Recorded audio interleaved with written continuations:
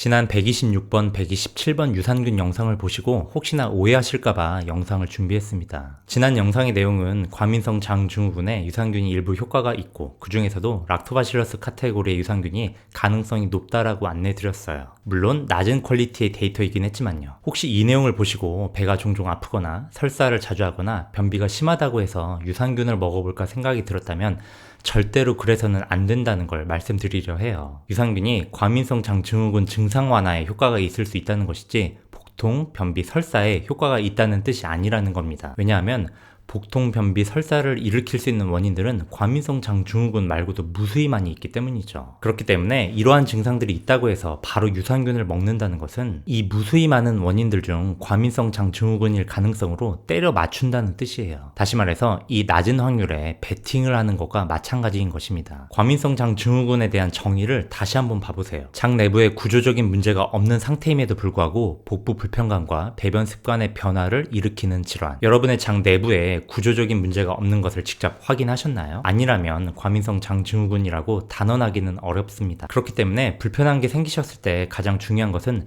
약을 먹어보는 게 아니라 진단이에요. 불편한 게 왜 생긴 것인지 그 원인을 찾기 위해 통증의 양상, 배변 주기, 장의 소리는 어떤지, 배를 눌렀을 땐 어떤지 체크를 해보고 다른 약들은 먹고 있는 게 없는지, 과거에 비슷하게 아팠던 적은 없는지 등 히스토리를 정확하게 파악해야 할 겁니다. 이것을 바로 진료라고 하는 것이죠. 진료는 의사를 통해 이루어집니다. 쉽게 말하면 의사는 여러분의 증상의 양상과 히스토리와 검사 소견들을 통해서 그 수많은 원인들 중 가장 가능성이 높은 원인을 찾는 일을 하는 사람이에요. 그렇기 때문에 복부 불편감이 생기셨다면 가장 우선적으로는 의사를 찾아가시는 게 너무도 중요하겠습니다. 본 영상에서는 상황에 따라 언제 과민성 장증후군일 가능성이 높고 언제 아닐 가능성이 높은지에 대해 간단히 말씀드려 볼게요. 의학 교과서의 내용은 이렇습니다. 증상이 악화되지 않고 꾸준할 때, 젊은 사람일 때, 감정적 스트레스에 의해 악화될 때, 발열이나 체중 감소가 없을 때, 대변의 양이 적을 때, 변에 피가 보이지 않을 때 과민성 장증후군의 가능성이 생깁니다.